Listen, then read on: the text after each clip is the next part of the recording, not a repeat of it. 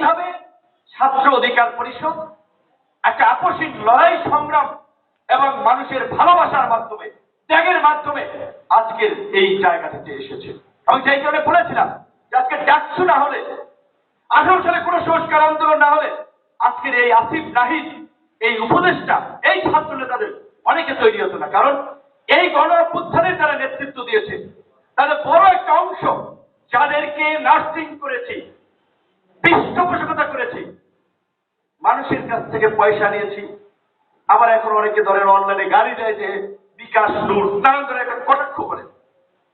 তো আমরা যেহেতু রাজনীতি করেছি, আমাদের দল থেকে তো এমপি মন্ত্রী হয় নাই, আমাদের টাকাটা আমাদের শুভাকাঙ্ক্ষী এসেছে এবং বাস্তব যে সেই সহযোগিতার বড় অংশটাই করেছে বিএনপি জামাত সহ বিরোধী দলের লোকেরা। কারণ তারা তখন চিন্তায় ছিল কোণঠাসা, যেখানে এই ছাত্রদেরকে যদি সামনে ঠেলে দেওয়া যায় এদের মাধ্যমেই ভারতীয় স্ফুলিঙ্গ চলে উঠবে, এই ভরসায় সবাই নিজের লাভে, যেটা বলে যে লাভের লোয়ার বোঝা পায়, অলাভের তুলার বোঝাও পায় না।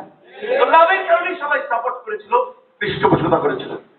এই 24-এর পরে আবার এখন যখন আমরা রাজনীতি করছি, আমরা নিবন্ধন পেয়েছি, নিবন্ধিত দল হিসেবে ঘোষণা দিয়েছি 300 আসনে প্রার্থী দেব, গণসভা 10 মিনিট থেকে নির্বাচন করব।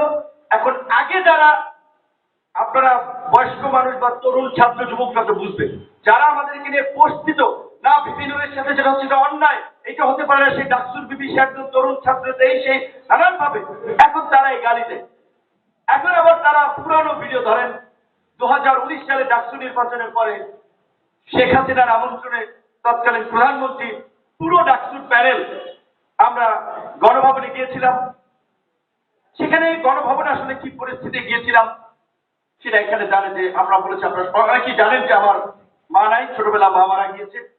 আমার বাবাকে আমরা তার প্রতি কৃতজ্ঞ যে আমার বাবা, যেটা বলে এই সমাজে দ্বিতীয় বিয়ে করলে সন্তানদের প্রতি আগের ঘরের ছেলে মেয়েদের প্রতি খেয়াল থাকে না, কিন্তু আমার বাবা জমি বিক্রি করে আমাকে পড়াইছে, মেডিকেলে পড়ার স্বপ্ন ছিল, কোচিং করাইছে, ঢাকা বিশ্ববিদ্যালয়ে পড়াইছে, বাবার স্বপ্ন ছিল পড়াইছে।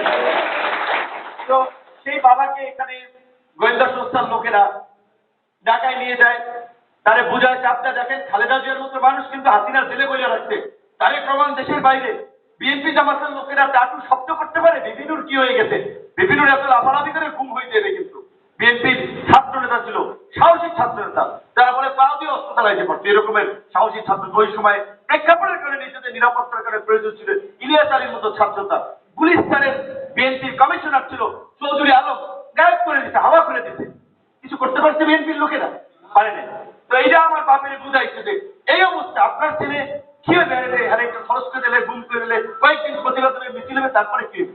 কথা তো বাস্তব। এই দেশে অনেকেই তো এইভাবে গায়েব করেছে, গুম করছে, মার্ডার করছে, কয়েকদিন মিছিল হয়েছে, স্মরণ সভা হয়েছে, তারপর আর কি হয়েছে? তো আমার বাপ বলছে, বাবা তুমি গণভবনে যাও, শেখ হাসিনা প্রধানমন্ত্রী। বিএনপির লোকেরা 18 সালে নির্বাচনের পরে তারা যে নির্বাচন মানে নাই, মধ্যরাত আগের রাতে 7 জন এমপি সংসদে গেছে না, সংসদে গেছে। তাহলে এখন একটা এত বড় একটা রাজনৈতিক দল যদি ওই সময় সারেন্ডার করতে পারে বা কৌশলও হইতে পারে যে না রাজপথের আন্দোলন সংগ্রাম পাশাপাশি সংসদেও আন্দোলন চলবে, তাদেরকে পাঠিয়েছে সরকারের দুর্নীতি লুটপাট নিয়ে কথা বলার জন্য, তারা গিয়েছে।